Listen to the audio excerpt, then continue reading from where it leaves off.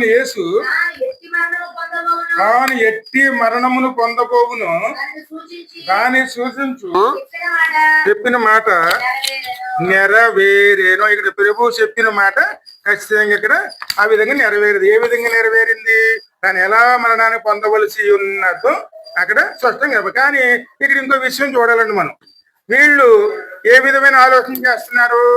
ఆ భవనంలోకి వెళితే మైలు పడిపోతారేమో అని ఆలోచిస్తున్నారండి. కానీ నీతిమంతుని శిలువుగా అప్పగించడం విషయం దోషం గురించి ఆలోచించడం లేదు. కానీ ఆ భవనంలోకి వెళితే రేపు పస్కా ఉంది కదా, పస్కా ముందు రోజు ఆ భవనంలోకి వెళితే మైలు పడిపోయి అక్కడ పాపానికి గురవుతామని చెప్పి వారు ఆలోచన చేస్తున్నారు. ఇందుకే వారు ఎటువంటి మన స్వభావం గలవారు?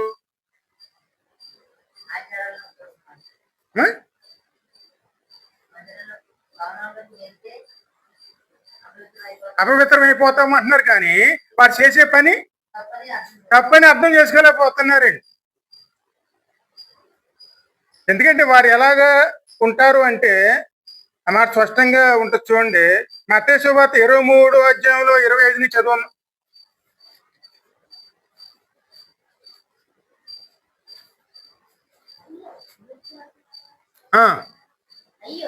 అయ్యో వేషధారులైన శాస్త్రులారా, పరిచయులారా, మీరు గిన్నెయు పళ్ళెమును వెలుపట శుద్ధి చెయ్యదురు, గాని దాని లోపల దోపుతోను నిండి ఉన్నది. గుడ్డి పరిచయుడా, గిన్నెలు పళ్ళెములు వెలుపట శుద్ధి అయినట్లుగా ఎక్కడ శుద్ధి చేసుకోవాలి? మొట్టమొదటి మనం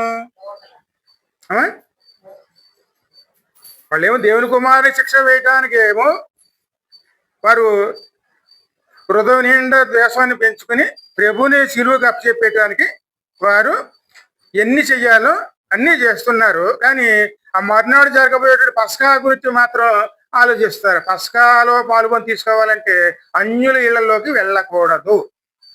యూదులకున్న ఆచారం అండి.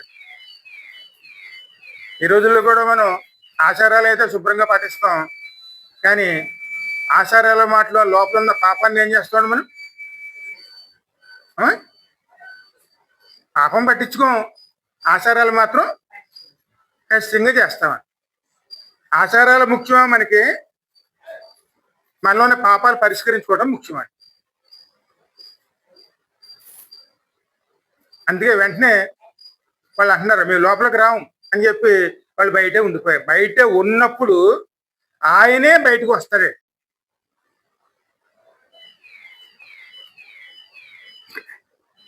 ముందు చదువుమా 26వ వచనం 27వ వచనం నుంచి.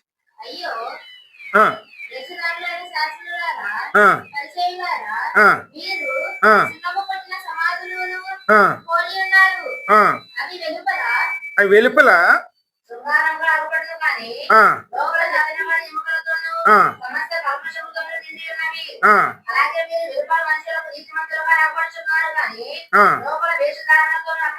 వేషధారణతోనే అపనమ్మకములతోనే నిండి ఉన్న. ఇప్పుడు మీరు యోహాను 18:30 చదవము.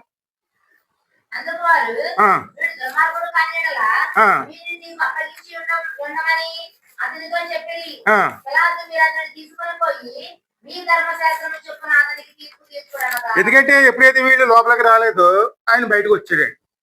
బయటకు వచ్చి ఈయన శిక్షించమంటున్నారు. ఏ రోజు మా దగ్గర మళ్ళీ పంపించాడు. ఆయనకి ఆయన దోషం కనపడలేదు, మరి నాకు దోషం కనపడలేదు, మరి ఈయన మీరే శిక్షించుకోండి అని చెప్పి వారి చేతికి మళ్ళీ తాను అప్పగించాడు. కానీ వారు అంటున్నారన్నమాట, మేము శిక్షించడానికి అధికారం మాకు లేదు, అది నువ్వే వెయ్యాలి.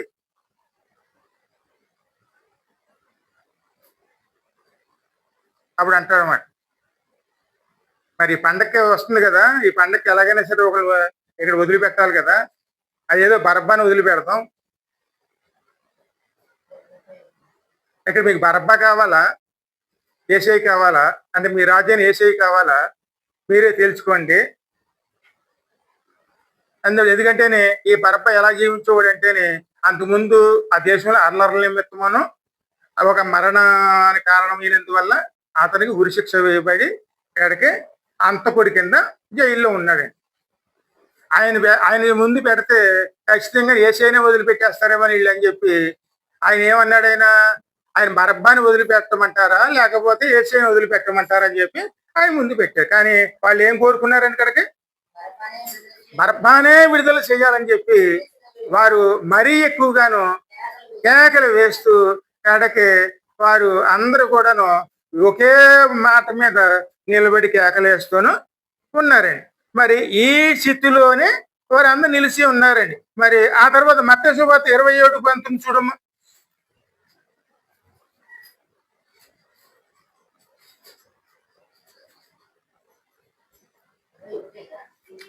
అతడు 27:19 అతడు న్యాయపీఠం మీద కూర్చున్నప్పుడు అతని భార్య ఆ నీతిమంతుని జోలికి నీవు పోవద్దు, ఈ పొద్దున్న ఆయన కూర్చుని నేను కలలో మిక్కిలి బాధపడుతున్నని అతని గూర్చి నేను కలలో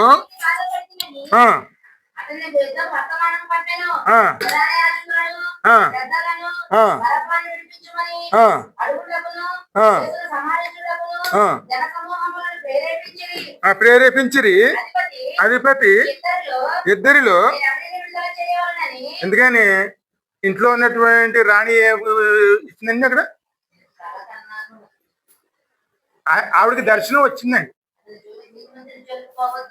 అంటే ఒక నీతిమంతుడికి ఇక్కడ చేస్తున్నారని చెప్పి దర్శనం వచ్చిందండి. ఆ దర్శనాన్ని చూసేటప్పటికి ఆమెకు భయం వేసిందన్నమాట. ఆయన దేవుని కుమారుడని తెలుసుకుందండి. వెంటనే ఆమె అక్కడి నుంచి కౌరు పంపించింది అనమాట. ఆయన నీతిమంతుడు, అతని జోలికి నువ్వు వెళ్ళవద్దు. అప్పుడు మిక్కిలి భయపడ్డాడు అనమాట ఆయన.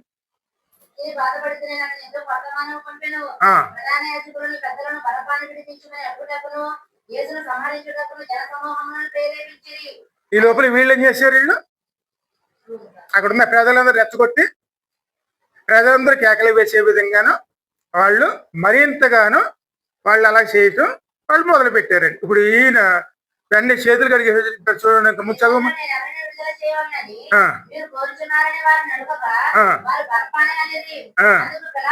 అందుకు పిలాతు అలాగైతే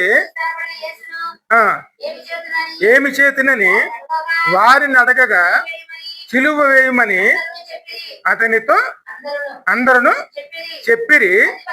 అప్పుడు ఎందుకు ఇతడు ఏ దుష్కార్యము చేసినని అడగగా వారు సిలువ వేయమని మరీ ఎక్కువగాను కేకలు వేసిరి. పిలాతు అల్లరి ఎక్కువ అవుతున్నదే గాని తన వలన ప్రయోజనం ఏమీ లేదని. ఎందుకంటే న్యాయం చెప్పవలసిన వాడు జనాన్ని చూసి న్యాయం చెప్తాడా, నీతిని చూసి న్యాయం చెప్పాలా? అంటే ఈ రోజులు కూడా ఎలాగుంటాయండి? ఈ రోజులు తీర్పులు అలాగే వస్తున్నాయి, చూస్తున్నారు కదండి.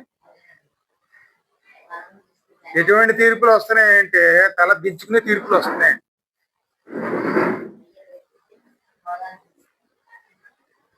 ఎవరు ఎలాగన్నా బతకొచ్చు, ఏ అక్రమ సంబంధాలన్నీ పెట్టుకోవచ్చు, అది శిక్షార్హం కావు. శిక్షించడానికి ఎవరో సరిపోరు, వారికి ఇంకా భద్రతను పెట్టండి అని చెప్పి కోర్టులు కూడా తీర్పులు ఇచ్చే పరిస్థితి వచ్చినాయండి ఈ రోజులు. ఎందుకని ఇద్దరు అక్రమ సంబంధం పెట్టుకుంటే అది పాపమా లేకపోతే అది మంచి పని? ఈ పాపానికి కూడా భద్రత ఎవరు ఇస్తున్నారు?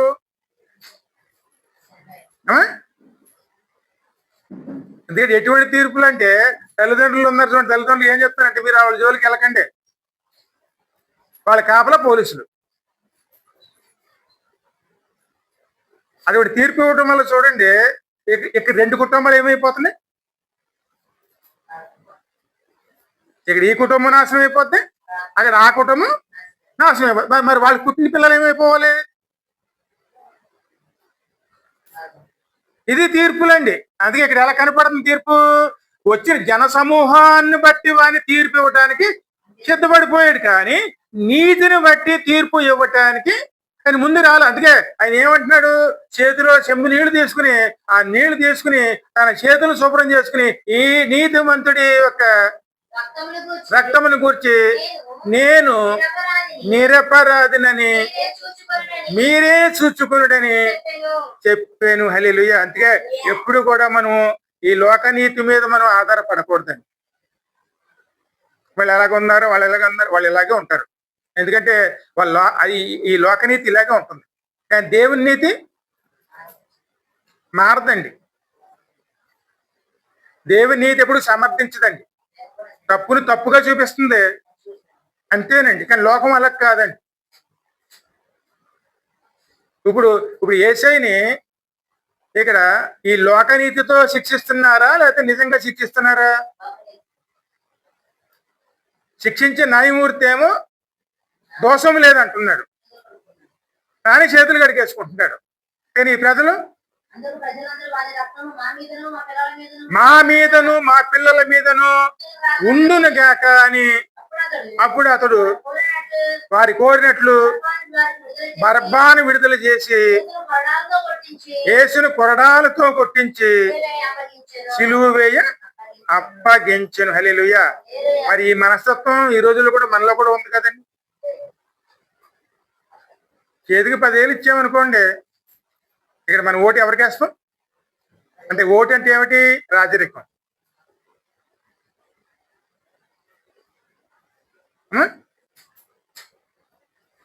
నీతిమంతుడు రాజు అవ్వాలా లేకపోతే అంతకుడు రాజు అవ్వాలా?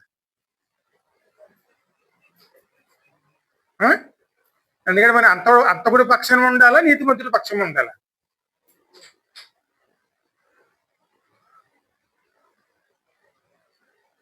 ఆ రోజు ఆ ప్రజలు అలాగ ఉన్నారంటే ఇదే కారణం అండి. లాభం, తమ సొంత లాభం కోసం వాళ్ళు డబ్బులు ఇచ్చారు, వాళ్ళు అరవమన్నారు, అరుస్తున్నారు. అల్లరి ఎక్కువైపోవడంతోనూ ఈయన చేతులు కడిగేసుకుని ఆయన గురించి మీరే తీర్పు తీసుకోవడం చెప్పి ఆయన చేతిలో పెట్టాడు. అందుకే లోక నీతిలో మనం ఏం వెతికినానో ఏనాడు కూడా మనకి న్యాయం దొరకదండి. ఇక్కడ మన న్యాయం దొరికేది దేవుని నీతి మాత్రమేనే. అందుకే ఆయన నీతిమంతుడిగానే ఆయన ఆ శిక్షని తను అనుభవించడానికి అది. అందుకే ఆయన లోక పాపం మోసుకునే దేవుడు కుమారుడిగాను నీతిమంతుడిగా ఉండి తను బలి చేసుకోవడానికి ఆయన లోకానికి వచ్చారండి. మరి ఆయన తీర్పులు కూడా ఎలా కనపడుతున్నాయి? వాళ్ళందరూ కలిసి నీతిమంతుడికి శిక్ష వేశారా, నేరస్తుడికి శిక్ష వేశారా? అదే పాప పరిహార బలి పశుపోక యాగం అండి. అప్పుడు అందరూ ఏమంటున్నారు? ఆయన రక్తదోషము మా మీదను మా పిల్లల మీదను ఉండును గాక. మరి ఈ రోజు కూడా మనం ఆయన రక్షణ అంగీకరించకపోతే వాళ్ళ మీద వాళ్ళే పెట్టుకున్న శాపం ఖచ్చితంగా వారి మీద తగులుతుంది. ఆయన కుమారుని అంగీకరించని ఎడల దేవుని కోపము వారి మీద రగులు కొను. స్పష్టంగా వాక్యం 3వ అధ్యాయంలో 18వ వచనంలో స్పష్టంగా ఉంటుంది. వాళ్ళు ఏ శాపాన్ని అయితే పెట్టుకున్నారో ఆ శాపం ఎవరి మీద ఉంటుంది? అందుకే ప్రభువు యొక్క శిలువ కేవలం మన రక్షణ కోసమేనండి. అంతా తాను అనుభవించి మనం విడిపించడం కోసమే అని సిద్ధపడ్డారు.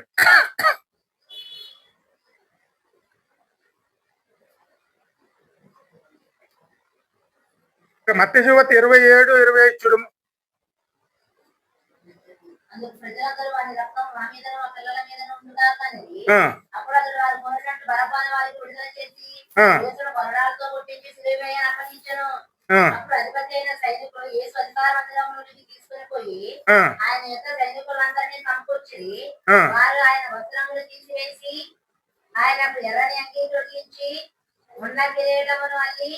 ఆయన తలకు పెట్టి ఒక రెల్లు ఆయన కుడి చేతిలో ఉంచి ఆయన ఎదుట మోకాలుని నూతన రాజ్యానికి శుభమని ఆయనను అపహసించి ఆయన మీద ఉమ్మి వేసి ఆ రెల్లును తీసుకుని దానితో ఆయనను తల మీద కొట్టారు. ఇవన్నీ చేస్తున్నది ఎవరు?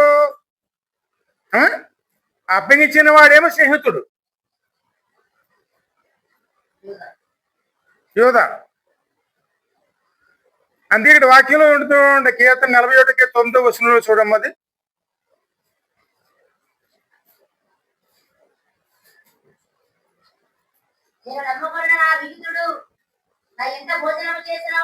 నేను నమ్ముకొని నా స్నేహితుడు నా ఇంట భోజనము చేసిన వాడు నన్ను తన్నుటికే తన మడిమెను ఎత్తెను. అంటే ఆ భోజనం ఏం భోజనం? ఆ శరీరమును ఆ రక్తము తీసుకోవటానికి బల భోజనంలో పాల్గొంది తీసుకుని ఆ రోజే రాత్రి అప్పగించాడు. అదే విధంగా తన పోలికలతోనూ ఉన్నటువంటి తన చేతిలో సృష్టించినటువంటి ఈ ప్రజలందరూ కూడా ఎవరికి అప్పచెప్పారు?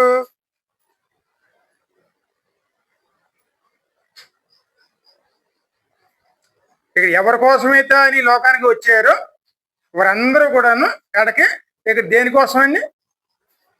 ఆయనను బలి ఇవ్వటానికి వారే సిద్ధపడి కేకలతోనూ అరుపులతోనూ అక్కడ ఒక దొంగని ఎన్నుకోగలిగారు. కానీ తమ రక్షకుడిని మాత్రం వారు ఎంత మాత్రం కూడాను వారు గుర్తుపట్టలేకపోయారు.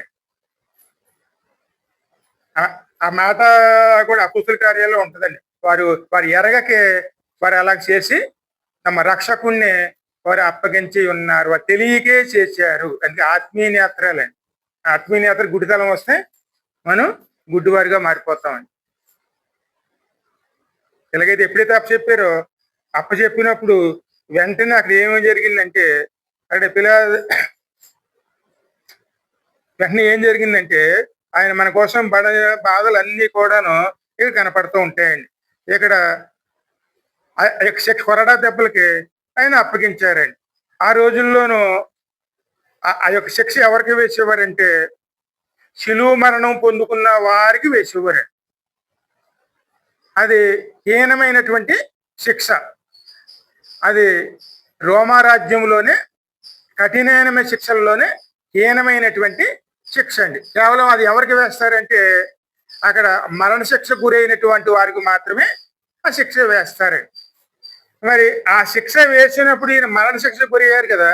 ఆ మరణశిక్ష గురైనప్పుడు కొరడ దాన్ని ఒకటి ఉన్నదండి అక్కడ.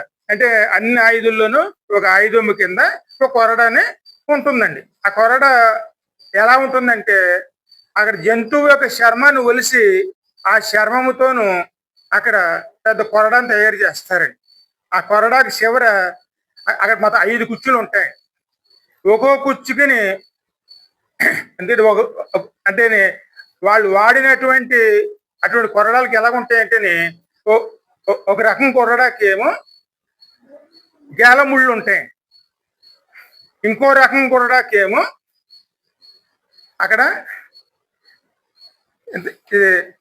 ఒక 2-3 అంగుళాల పొడవున ఎండిపోయిన ఎముకలు సూదుగా తయారు చేసి వాడిని చివర కట్టి వాటి పక్కన ఈ లావున ఉన్నటువంటి సీసపు గుళ్ళు అంటే అది లావు ఉన్నటువంటిది వాటికి పెద్దం పెట్టి వాటిని ఈ కొరడా చివర ఉన్నటువంటి కొసకలు కట్టి అలాగా ఒక్కొక్క దానికి 5 కడతారు.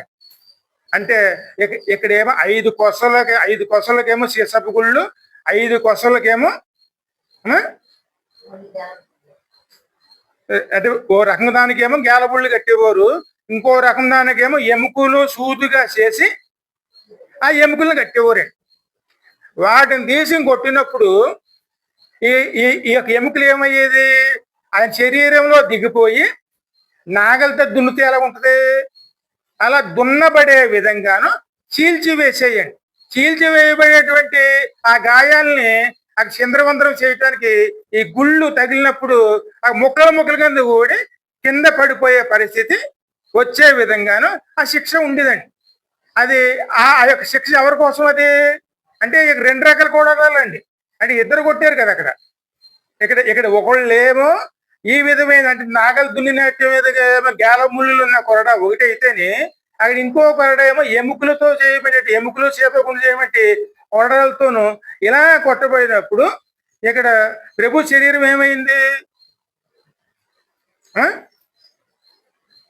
నాగలతో దున్నిన విధంగానే నిట్టు నిలువుగాను చీల్చివేయబడి లోపల ఎముకలు బయటికి కనబడే విధంగాను శిక్ష విధించారు.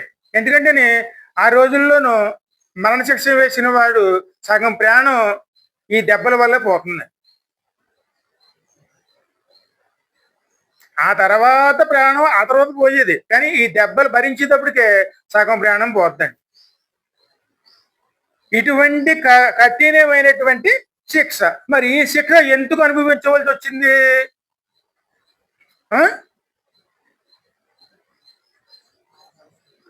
శిక్ష వేసినోడు ఏం చెప్పాడండి? ఏ దోషము కనబడలేదు, చేతులు కడిగేసుకున్నాడు, కానీ అల్లరికి జడిసి మీరే శిక్షించుకోండి అన్నాడు. అంతకు మునుపు వీళ్ళు చల్లబడతారు అని చెప్పి ఈ కొరడ దెబ్బలకు అప్పచెప్పాడు. ఈ కొరడ దెబ్బలు ఎలా ఉన్నాయి? అతి ఘోరమైనటువంటి, అంటే ఆ కొట్టినప్పుడైనా సరే వీళ్ళు మనసు మార్చుకుని వీళ్ళు దేశం వదిలేస్తారేమో అని చెప్పి ఆయన ఆశించాడు. మరి ఎంత కఠినంగా మారిపోయారండి వీళ్ళు అందరూ. ఒక్కో సందర్భంలో చూడండి, ప్రభువుకి మనం వేసే పునరుత్థానం సిలువలు ఎలాగుంటాయంటే, ప్రభువుకి ఎంత అవమానం వచ్చినా సరే మనం పట్టించుకోవండి. దానివల్ల వచ్చే లాభాన్ని చూస్తాం, కానీ ప్రభువుకు వచ్చే అవమానాన్ని మనం చూస్తామా? మనం ఈ పని చేస్తే మనకే కాదండి అవమానం, దేవునికి కూడా అవమానం వస్తుందని దాన్ని గుర్తెరగలమండి. ఎందుకంటే మందులు అమ్మటాలు, లేకపోతే అది ఇది దొంగతనాలు చేయటాలు, వ్యభిచారాలు చేయటాలు, దేవుడు ఏ పని అయితే వద్దన్నాడో ఆ పనుల కోసమే, లేకపోతే అబద్ధ సాక్ష్యాలు చెప్పటాలు, నోటికి ఏమొస్తే అదే మాట్లాడతాలు, ఇవన్నీ కూడా దేని చూపిస్తాయి అంటే దేవునికి అవమానాన్ని తీసుకొస్తాయా, లేకపోతే దేవుని సంతోష పెడతాయా? ఒక క్షణం ఆలోచిస్తారా? మరి వీటన్నిటి కోసమే ప్రభు శిలువ మీద అన్ని భరించారు కదా, ఈ శిక్షను ఆయన అనుభవించారు కదా, ఒక క్షణం ఆలోచించగలమండి. ఎందుకంటే వారు కూడా అదే విధంగానండి ఇవన్నీ కూడా అనుభవిస్తున్నప్పుడు కూడాను వారు అపహాసించారు, కానీ ఏ మాత్రం జాలి అనేది వారికి కనబడుతుంది. కానీ ఎన్ని ఎవరి కోసం అంటే, ఇక్కడ యెషయా గ్రంథం 53:3 చూడము.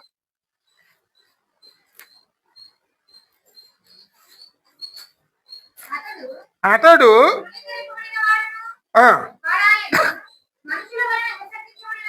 ఎందుకంటే ఆయన ఎందుకు తృణీకరించబడ్డారు? ఆయన మన కోసం రక్షించడానికి ఆయన వచ్చారండి. పాప శిక్ష అనుభవించడానికి ఆయన వచ్చారు. పాప పరిహార బలి కింద ఆయన తాను బలి అవటానికి వచ్చారు ఆయన. కానీ ఈ మనుషులు ఆయన ఏం చేశారండి? ఆయన తృణీకరించబడిన వాడిగాను ఎంచితిరి, మనుషుల వలన విసర్జింపబడిన వాడై, వ్యసనాగ్రంథుడిగా, వ్యాధిని అనుభవించిన వాడిగా, మనుషులు చూడ నొల్లని వాడిగా. ఎందుకంటే వ్యసనాక్రాంతులు అంటే ఏమిటి? రక్షణ పొందుకున్న తర్వాత కూడా కొన్ని వ్యసనాల్లో మనం ఇంకా బానిసలుగా మారామంటే, మరి ఆ వ్యసనాల్లోనే మనం జీవిస్తున్నామంటే ఆ శిక్ష ఎవరు భరించారండి? అంటే మన వ్యసనాల వల్ల వచ్చినటువంటి పాపం, అదేవిధంగా మన తృణీకరించే విధానం వచ్చిన పాపం, అది ఎన్ని పాపాలు ఎవరు మోసారు?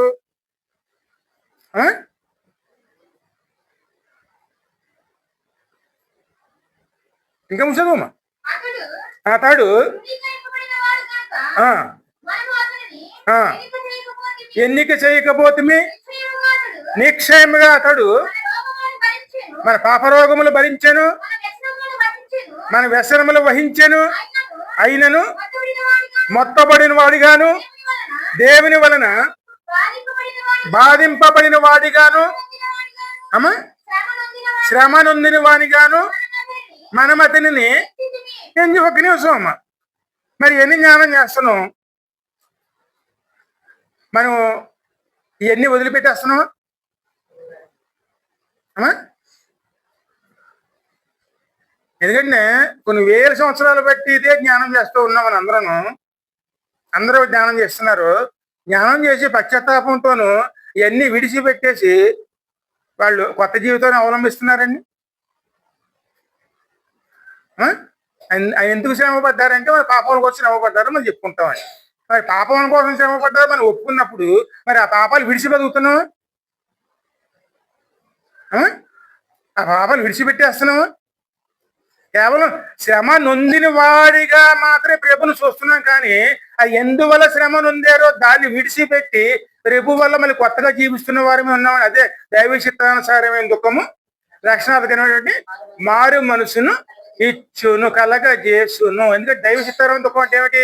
నా పాపముల కోసమే ఆయన మరణించారు, నా దోషముల కోసమే ఆయన మరణించారు మనం తెలుసుకున్నాం. కాబట్టి మన దుఃఖంతో దాన్ని ఒప్పుకుని దాన్ని విడిచిపెట్టి కొత్త జీవితం మనం జీవించేవారు ఉండాలి. అది మనం ఒప్పుకుని విడిచిపెట్టడం అండి.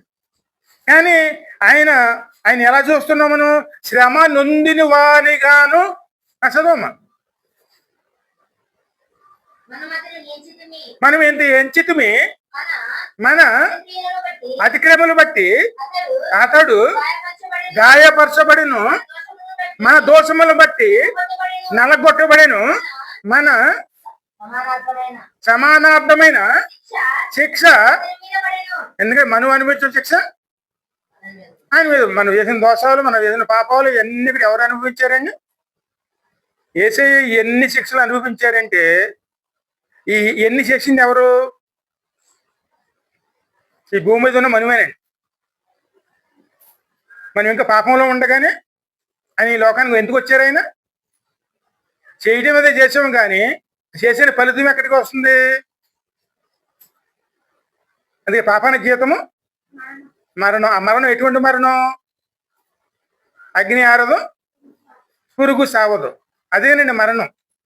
కానీ పాపానికి పరిహారం కావాలి.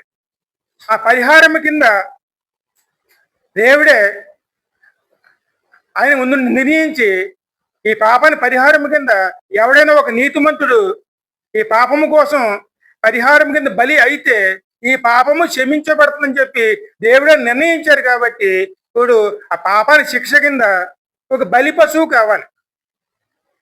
అంటే ఇక బలి పశువు అంటే ఏమిటి? బలికి సిద్ధపడే మనసు కలిగి తల వంచుకుని బలికి సహకరించేటువంటి ఒక గొర్రె పిల్లలాంటి అక్కడ ఒక ప్రాణి కావాలండి, ఆ మనస్తత్వం కలిగారు. అందుకే నేను ఇక్కడ మత్తయి సువార్త 11:29 ఏమున్నది?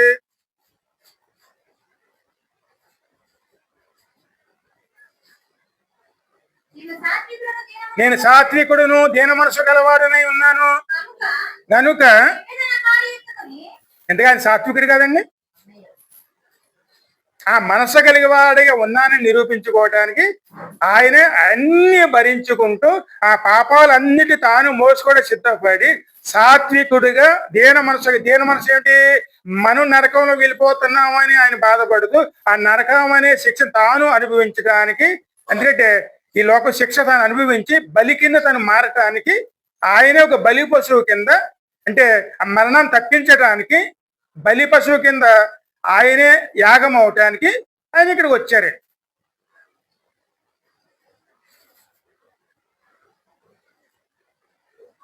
అది కూడా ఎవరి చిత్తం? అది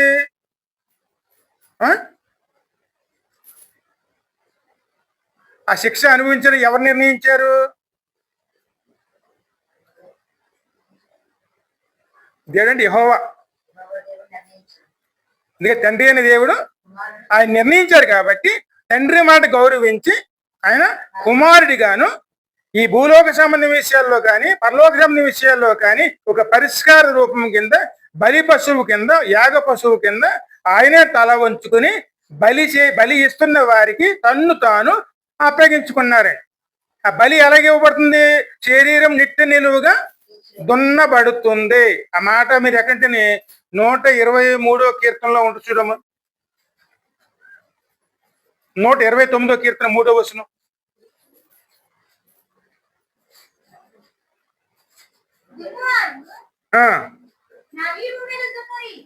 దున్నువారు నా వీపు మీద దున్నిరి వారు వారు నన్ను పొడుగుగా చేసిరి. అమ్మా నన్ను పొడుగుగా చేసిరి. సాళ్లను పొడుగుగా చేసిరి. పొడుగుగా చేసిరి. అంటే భూమి ఎలా దున్నుతారు అమ్మా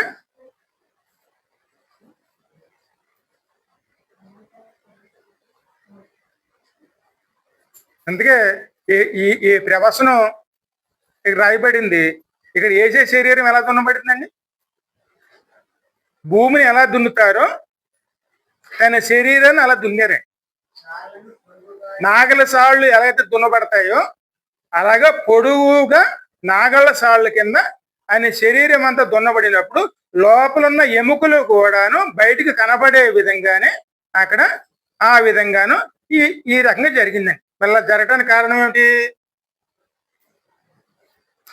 బలియాగ పశువు అది నిట్ట నిలువుగా చీల్చబడాలండి. పూర్తిగా చీల్చబడి ఒక బలి కింద మొత్తం రక్తం అంతా కూడా ఓడ్చబడి అక్కడ ఆ పశువు బలి ఇవ్వాలండి. అలాగని చెప్పి అది రెండుగా చీల్చకూడదు, అది ఏక శరీరం కింద ఉండాలి.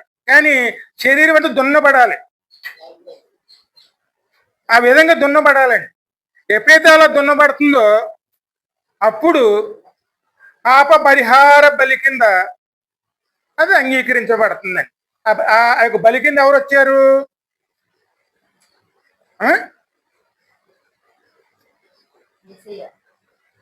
ఈ విధంగా బలి అయ్యారే. ఆ శరీరం అంతా ఎలా దున్నబడింది?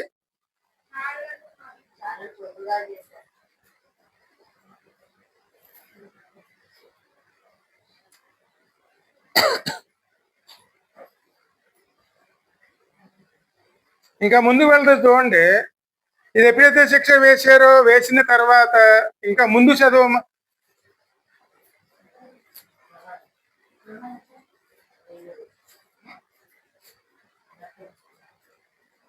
యోహాను 19వ అధ్యాయంలో ఉంటున్నాం. 19వ అధ్యాయంలో ముందుకు వెళ్తాం.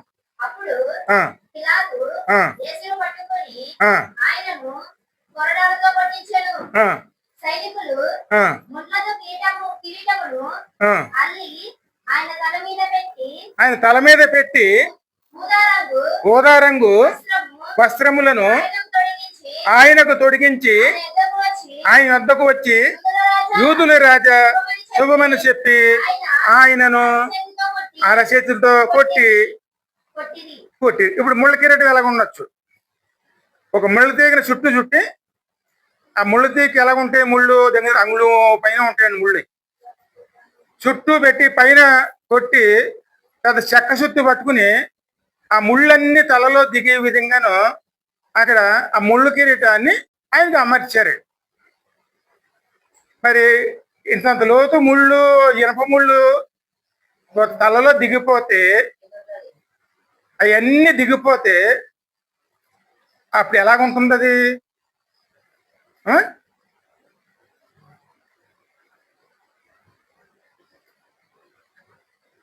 మరి ఈ కార్యం ఎందుకు జరిగింది? ఇది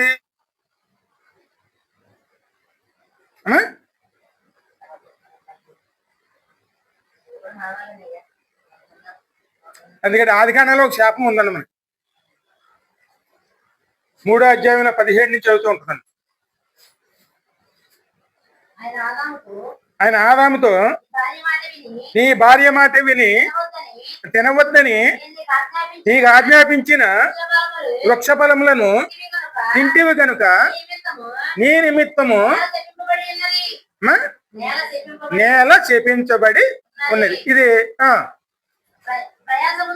ప్రయాసముతోనే నీవు బ్రతుకు దినములన్నీ దాని పంట తిందువు, అది ముళ్ళ తిప్పులను గచ్చపోదలను నీకు మొలిపించును, పొలములోని పంటే నీవు తిందు. ఇది శాపం అండి. ఇది 2 విధాలుగా వస్తుందండి. ఒకటి భూమి పంట, రెండోది మన హృదయ తలంపులు. ఈ హృదయం కూడా దేంతో పోల్చబడింది? ఈ హృదయం కూడా నేలనండి. ఇందులో ఫలాలు బాగోవాలంటే మన హృదయ తలంపులు బాగుంటే మన జీవితం బాగుంటుంది.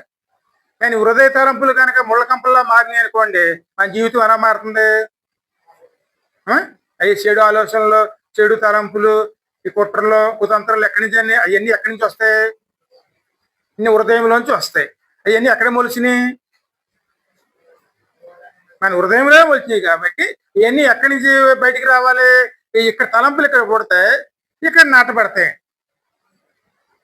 కాబట్టి ఆ శిక్ష కింద ఆయన అనుభవించటానికి ఆయన తల చుట్టూను ముళ్ళు కిరీటము ధరింపజేసి ఆ ముళ్ళని చెక్క చుట్టుతో కొట్టి లోపల దిగ్గొట్టారండి. ఎందుకంటే నరుడు పొందుకునే శాపానికి బలి కింద, శాప విమోచన కింద ఆయన శిరస్సు మీద ముళ్ళ కిరీటం ధరింపజేసి యూదులు రాజా శుభ మనసు ఆయనను ఎగతాళి చేసిరి.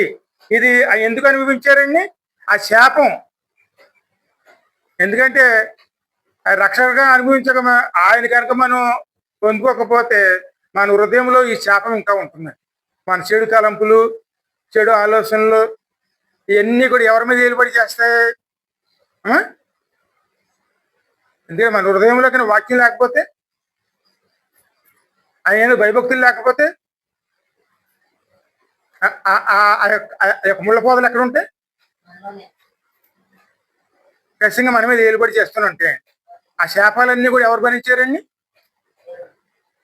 మన వ్యసనాలకి, మన దోషాలకి, మన అలవాట్లకి, మన చేసిన తప్పులకి, అన్నిటికి శిక్ష అనుభవించునే మళ్ళీని హృదయ తలంపుల కోసం కూడాను ఆ శిక్ష అనుభవించడానికి శరీరం దున్నబడింది.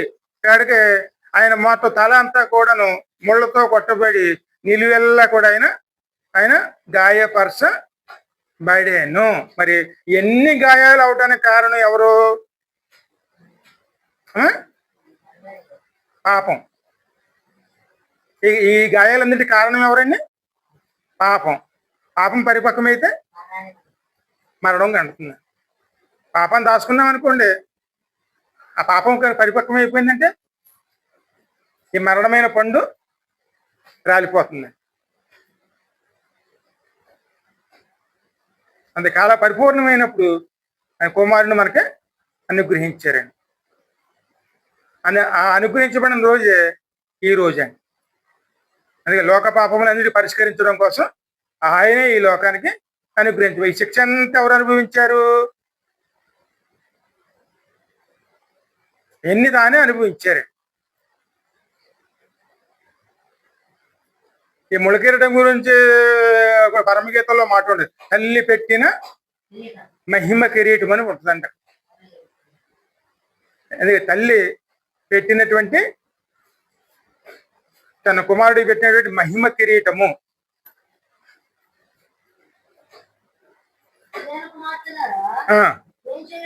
ఏం చేయుడి? కిరీటమును ధరించిన సొలొమోను రాజును చూడుడి. వివాహ దినమున అతని తల్లి అతనికి పెట్టిన కిరీటమును చూడుడి. ఆ దినము అతనికి చూడండి. ఆ శిక్ష అనుభవించడానికి ఆయన సంతోషపడ్డారు. చూడండి, అంటే మనం రక్షించడం ఎంతో సంతోషకరమైనటువంటి కర్మదినం అండి. ఆయన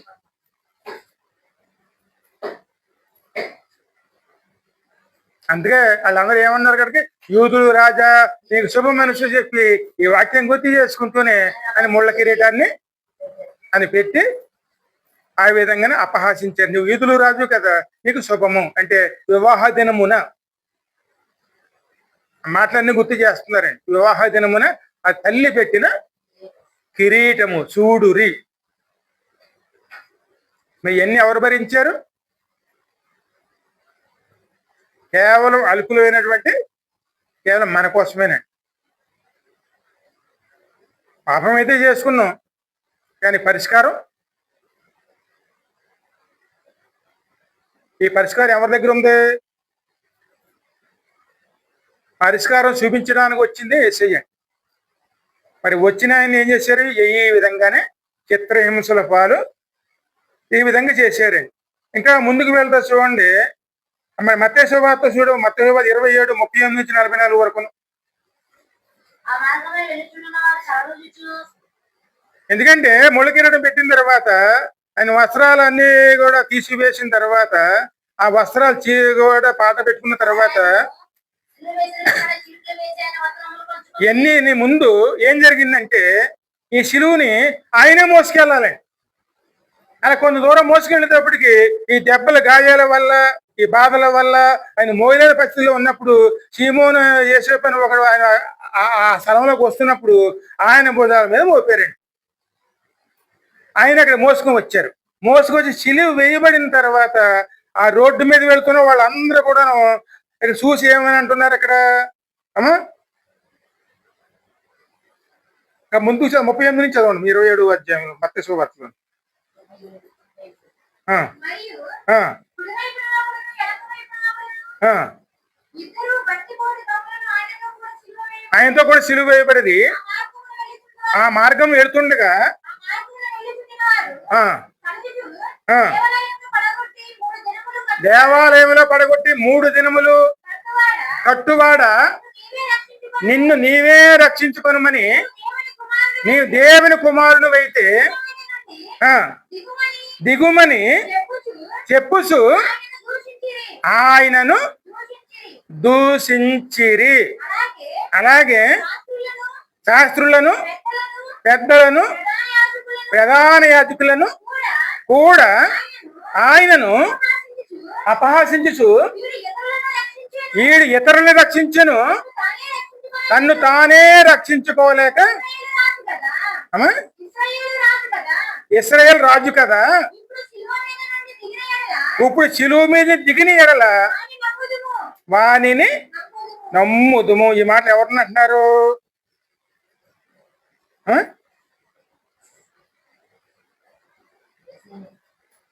ఇంతకీ ఇది నిజంగా సమాధానమైన దోషమేనండి ఇది. దేవుడేమో లోకాన్ని ఎంతగానో ప్రేమించి ఈ శిక్ష మనం అనుభవిస్తున్నామని చెప్పి జాలిపడి ఆయన కుమారునే పాప పరిహార బలి కింద మన కోసం పంపించి పాప పరిహారం కింద ఆయనే అన్ని సిద్ధం చేసి మన కోసం అన్ని చేసినటువంటి అది నెరవేర్చడానికి వచ్చేటువంటి ఆయన కుమారుడికి ఎటువంటి బహుమానాన్ని ఇస్తున్నారండి? నువ్వు నిజంగా దేవుని కుమారుడు అయితే నిన్ను నీవు రక్షించుకో. ఆ?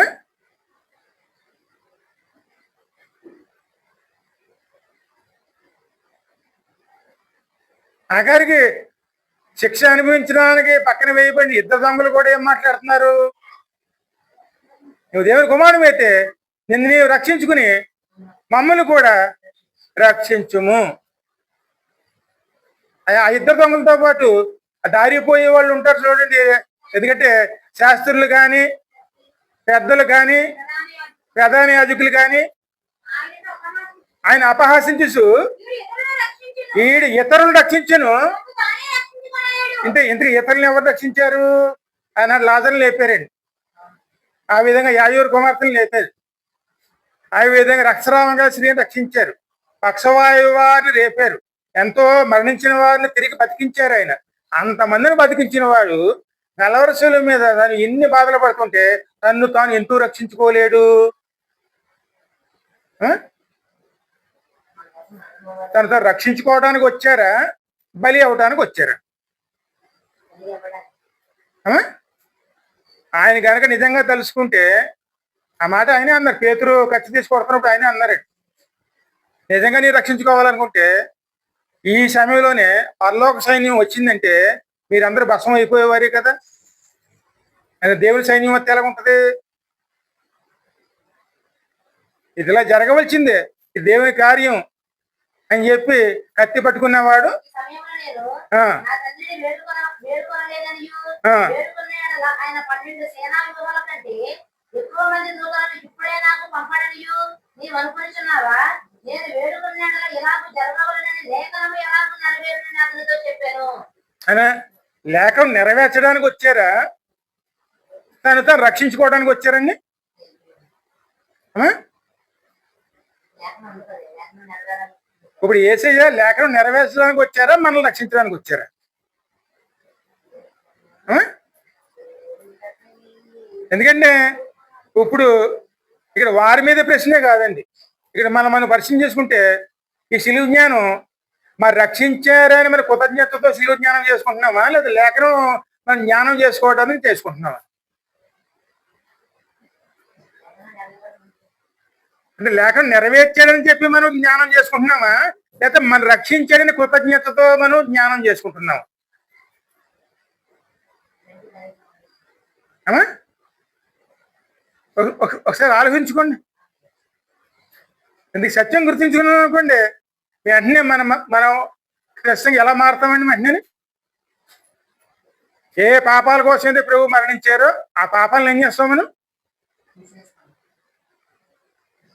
ఏ శిలువు మీద ఆయన మరణించారో ఆ మరణానికి కారణమైన ఏ పాపాలు అయితే ఉన్నాయో ఆ పాపాలకి ఆ శిలువు మీద శిలువు వేసి ఆయన సమాధికి వెళ్ళారు కాబట్టి పాపాలను కూడా సమాధిలో పెట్టి దాన్ని పూర్తిగా మూసివేసి ఏసై లేచారు కాబట్టి మనం లెగిసి కొత్త జీవితాన్ని ఆరంభించే వారమని ఉంటామండి. అదే యేసుక్రీస్తులో ఉన్న వారికి ఏ శిక్ష విధి లేదు, కానీ పాత గతించినవి సమస్తమును నూతన మాయినవి. అది గ్రహించుకున్నప్పుడు మనకు వస్తుందండి.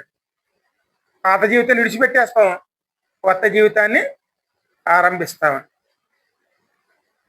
అడిగే శిలువు మీద మరణాన్ని శిక్ష విధించినటువంటి దొంగలు కూడా ఆయన అపహాస్కుల కింద ఇష్టం మాట్లాడారు. మరి సేవ చేయవలసిన ప్రధాన యాజకులు చేయటం ఈ దేవుని కుమారుడు అయితే నిన్ను నువ్వు రక్షించుకో, ఇతరులు రక్షించడం కాదని చెప్పి ఎగతాళి చేస్తున్నాడండి. మరి ఆ ప్రధాన యాజకుడు ఎవరు?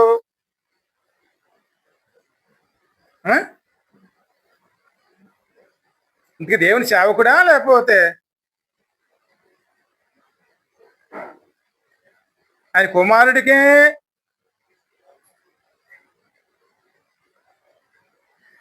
ఆ విధంగా చేస్తే దేవుడు దిగి వస్తే, ఎందుకంటే మన కోసం దేవుడు దిగి వస్తే నమ్ముతారా?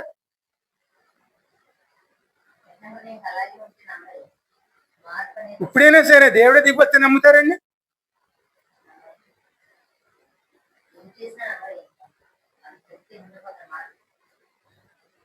అందుకే ఆ రోజు ధనవంతుడు అబ్రహాం అన్నాడండి, ఇప్పుడు మన నుంచి తిరిగి లేచినటువంటి దేవుడే దిగి వచ్చినా సరే నమ్మరు, కానీ ప్రవక్తలు రాసిన ఏమన్నా చూడు, వాటిని చూసే నమ్మాలి. అంటే దేవుని వాక్యం ద్వారానే మనం నమ్మాలి, కానీ దేవుడు దిగి వచ్చినా సరే మనం నమ్మమండి. అద్భుతాల ద్వారా మేము రక్షణ పొందుకున్నాం అవన్నీ ఒట్టి మాటలండి. ఆ క్షణంలో నమ్ముతాం, మర్నాడు అవన్నీ మర్చిపోతామండి.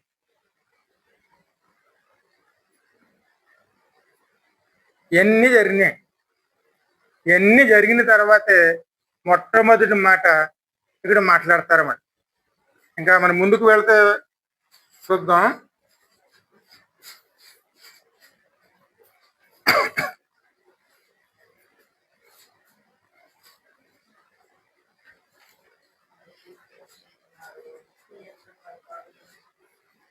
ఈ మాటకు ముందుకు వెళ్ళేటప్పుడు ఇక్కడ ఇంకో విషయం కూడా మనం జ్ఞాపకం చేసుకోవాలి. ఈ ఏళన చేశారు కదండి అందరూను. ఏళన చేసినప్పుడు ఇక్కడ ప్రవచనం ఉంటుంది చూడండి. కీర్తన 22 కీర్తన 6 నుంచి 8 వచనాలు చదవము.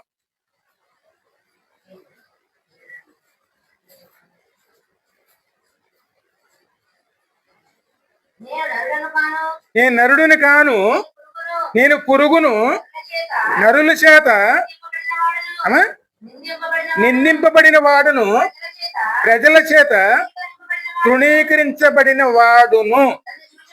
నన్ను చూసిన వారందరూ పెదవులు విరిసి చాలా ఆడించుచు నన్ను అపహాసించుచున్నారు. ఈ ప్రవచనం నెరవేరింది కదండి ఇక్కడ.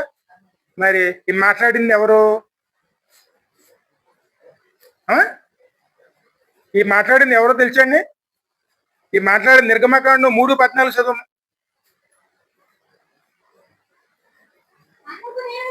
అందుకు దేవుడు నేను ఉన్నవాడును అనువాడునై ఉన్నానని.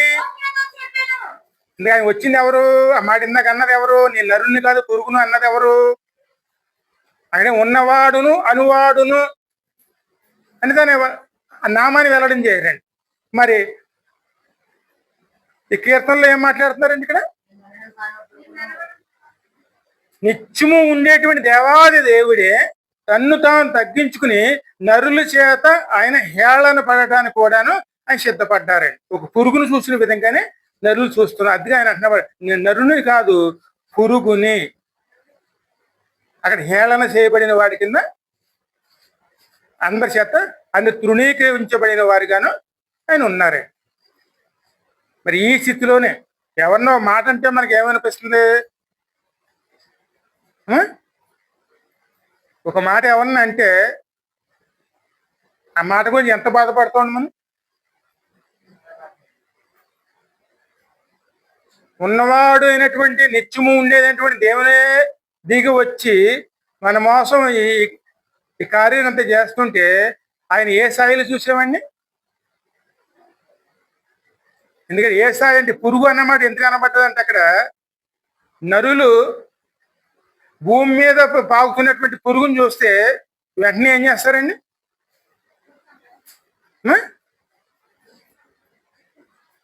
ఆ పురుగుని చంపడానికి ఏం చేస్తారు?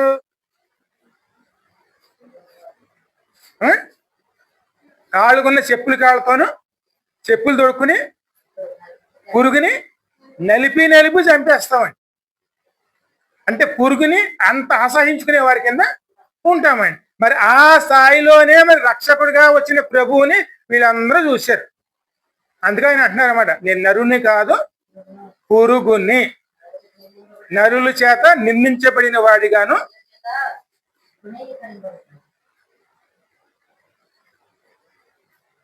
అందుకే మరి నిజంగా దేవుడు చేసిన కార్యం ఎటువంటిదండి?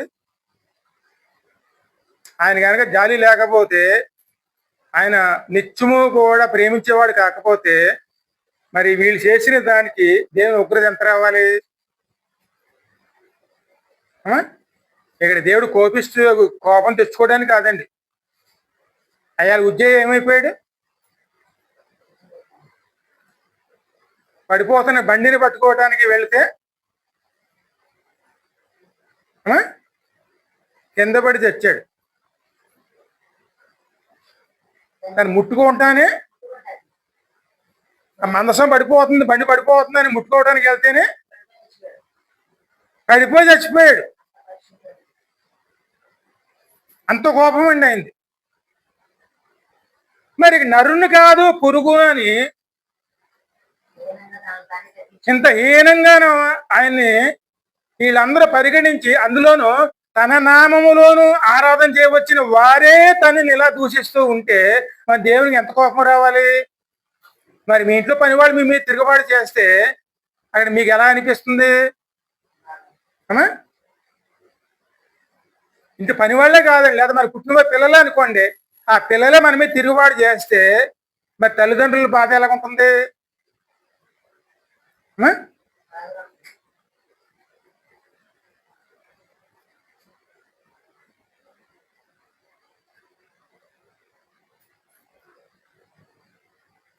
అందుకే దేవుని మనసు ఎటువంటిది? అందుకే దేవుడు లోకం ఎంతగానో ప్రేమించి తన అద్వితీయ కుమారుణ్ణి మనకు అందుకే దేవుడు ఎంతగా ప్రేమించాడండి? ఇక్కడ ఎంతగానో అన్న అక్కడ ఫుల్ స్టాప్ ఎక్కడ ఉంది? కనును పురుగుగా చూసినా సరే ఆయన మన మీద జాలిపడి తన ప్రాణాన్ని అక్కడ బలి కింద ఆయన అర్పించారు. అందుకే మొట్టమొదటి మాట, తండ్రి వీరు ఏమి చేయుచున్నారో వీరు ఎరగరు గనక. ఆ మాట మీరు చదివే ముందు ఇంకా ముందు చదవండి. ఇంకా మాట ఎక్కడుంది?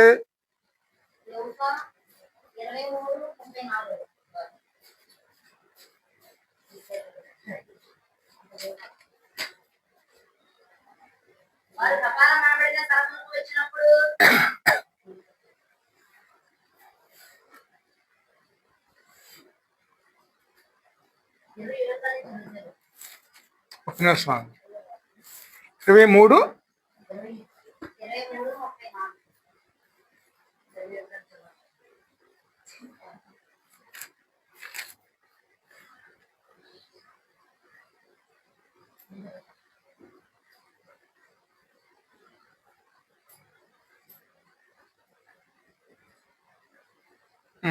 ఇంకా మీరు 27 నుంచి చదువు. మరి ఎలాగైతే వీళ్ళు ప్రభువుని ఇలాగ అవమానపరిచారో అక్కడ ఉన్న గొప్ప జనాహము అంతా కూడాను ఆయన గూచి రొమ్ము కొట్టుకొని దుఃఖించుతున్న చాలా మంది స్త్రీలను ఆయనను వెంబడించి వెంబడించారండి. యేసు యేసు వారి వైపు తిరిగి వారి వైపు తిరిగి "యెరూషలేము కుమార్తెలారా, యెరూషలేము కుమార్తెలారా, నిమిత్తము ఎందుకంటే ఇక్కడ 2 రూపాయలు చూడాలండి. ప్రజలు నడిపించవలసిన నాయకులేమో ఈ దేవుని విరుద్ధంగా నడుచుకున్నారు. ఇది ప్రజలు ఎలాగున్నారు? వీళ్ళు చేసిన అన్యాయం చూసి నోరు కొట్టుకుంటూ ఏడుస్తూ దూరంగా నుంచుని ప్రభు వైపు చూస్తున్నారు. మరి ప్రభు వైపు తమ అందరూ ఏడ్చి చూస్తున్నప్పుడే ప్రభు మాట్లాడతా చూడండి. చదువు మాట. యేసు యేసు వారి వైపు తిరిగి వారి వైపు తిరిగి "యెరూషలేము కుమార్తెలారా, యెరూషలేము కుమార్తెలారా, నిమిత్తము నా నిమిత్తం ఏడవకుడి, నిమిత్తమును మీ నిమిత్తమును మీ పిల్లల నిమిత్తమును ఏడువు. ఎందుకంటే తనకి తనకు పడిన శిక్షను చూసి మీరు ఏడుస్తున్నారు. నాకు పడిన శిక్షకు మీరు చూసి ఏడుస్తున్నారు. ఏ పొద్దున మీ పిల్లలు కనుక నరకానికి వెళ్ళిపోతే ఏ శిక్షను అనుభవించాలి? వారు అనుభవించబోయే శిక్షను గురించి ఏడవండి. ఇదిగో, ఆ ముద్రాండ్రులు కన్ని గర్భములను వడ్రాండ్రులను కనని గర్భములను పాలేవని స్నానములను ధన్యములైనవని చెప్పు దినములు వచ్చుచున్నవి. అప్పుడు మా మీద పడుడని ఎందుకన్నామా అంటారు చూడండి. ఆ రోజులు వస్తాయండి. ఎందుకంటే తల్లిదండ్రులకు విధేయత లేకుండాను ఇష్టానికి ప్రవర్తించే వాళ్ళు, ఒకళ్ళు చంపుకునే రోజులు, ఇష్టానికి ప్రవర్తించే రోజులు, ఆ రోజులు వచ్చే రోజులే శ్రమ రోజులండి. అప్పుడు అనుకుంటామంట,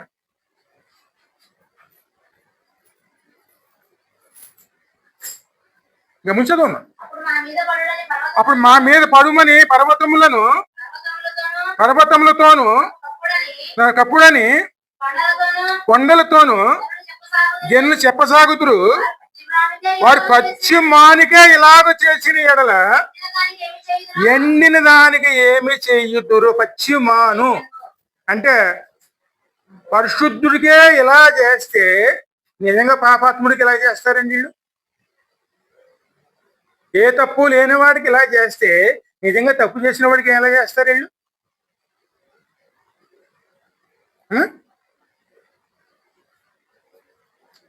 అందుకే మనం ఎవరి కోసం ప్రార్థన చేయాలి? ఇప్పుడు చాలా సిలువ జ్ఞానం అంటే ప్రభు పడే శ్రమల గురించి ప్రభు కోసం జాలిపడి ప్రభు కోసం ప్రార్థన చేస్తూ ఉంటాము. కానీ నిజంగా ప్రభు ఎవరి కోసం చేయమన్నారు ఇక్కడ? ఈ రోజు అందరిపై అనేక మంది పరిస్థితి ఎక్కడికి వెళ్ళలేదాకా ఉంది. నిజంగా రక్షించబడి పరలోకానికి వెళ్ళే వాళ్ళు ఎంతమంది ఉన్నారు? నిత్య నరకానికి వెళ్ళే వాళ్ళు ఎంతమంది ఉన్నారు?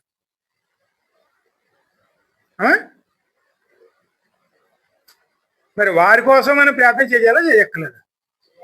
అందుకే ప్రభు ఏం చెప్తున్నారు? నా కోసం ఏడవద్దండి, మీ కోసమును మీ పిల్లల కోసం. ఎందుకంటే చూడండి, మీరు రక్షించబడ్డారు, మరి మీ పిల్లలు ఎక్కడ ఉన్నారు? మీ పిల్లలు రక్షించబడ్డారా నరకానికి వెళ్తారా? అంటే నరకానికి వెళ్ళిన వారి కోసం మీరు ఏడుస్తారా? అది లేకపోతే మీరు పరలోకం వెళ్తున్నారని చెప్పి సంతోషపడతారా?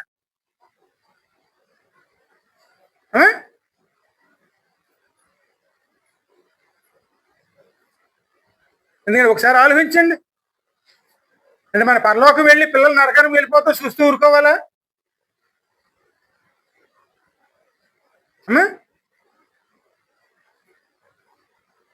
ఇక్కడ మన పరిస్థితి ఎలాగుంది? ఎందుకు ఖచ్చితంగా నేను పరలోకం వెళ్తాను, నాకు తెలుసు వెళ్తాను. మరి ఇక్కడ మా పిల్లలు అంటే నేను పరలోకం వెళ్ళి పిల్లల్ని నరకానికి చెప్పేయాలా?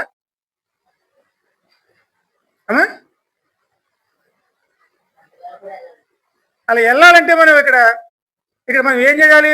కన్నీటి ప్రార్థన. వాళ్ళందరి కోసం ఏం చేయమన్నారు ఇక్కడ? నరకానికి వెళ్ళిపోతున్న వారి కోసం మీరు ఏడవండి. అందుకు సిలువ జ్ఞానం ఎందుకు? ఇందుకోసమేనండి. ప్రతి కుటుంబంలో చూడండి, తల్లిదండ్రి రక్షించబడితే పిల్లలు ఎక్కడ ఉన్నారండి? అంటే ఇద్దరు తల్లిదండ్రులు పరలోకానికి వెళ్ళిపోతే మరి వారి పిల్లలు ఎక్కడికి వెళ్తున్నారు? మరి వాళ్ళ గురించి ప్రార్థన చేస్తున్నాం. ఈ రోజుల్లో మనకి ఎంత దూరస్థంగా రోజులు వచ్చేస్తున్నాయంటే ప్రార్థన చేయాలి అనుకుంటేనే అది పెద్ద యాగం చేసినంత పరిస్థితులు అయిపోతున్నాయి. ఇంకా పిల్లల గురించి మనం ప్రార్థన చేయమని మనం ఎక్కడ చేస్తాం? ఇంకా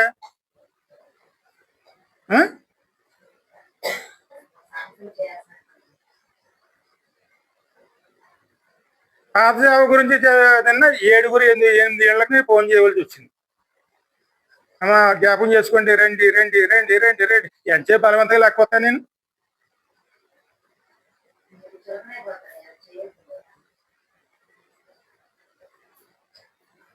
అలా చేయలేదు అనుకోండి, నేరం నా మీదకి వస్తుంది. ఇక్కడ ఆయన ఏమంటున్నారు? ఇక్కడ నా కోసం ఏడకండి, మీకోసం మీ పిల్లల కోసం ఏడవటం అంటే ఏమిటి? ప్రార్థన, కన్నీటి ప్రార్థన. అయ్యో నరకానికి వెళ్ళిపో పరిస్థితి వచ్చింది, వాళ్ళందరూ నరకానికి వెళ్ళిపోతున్నారు. ఈ భూమి మీద శ్రమలే మనం భరించలేకపోతే లేకపోతే నరకంలో శ్రమలు ఎలాగుంటే? ఇంత ఫస్ట్ లోనే అన్నాను చూడండి, భూమి మీద నరకపు సాయిలు కనపడుతున్నాయి. బతకాలంటే ఎలా బతుకుతున్నామండి? అగ్నిగుండం పక్కన ఉందనుకోండి, ఆ వేడి ఎక్కడ తగులుతుంది?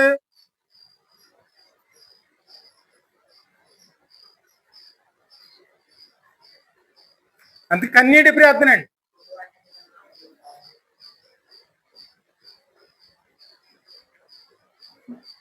ఇంకా ముందు చెప్పాను.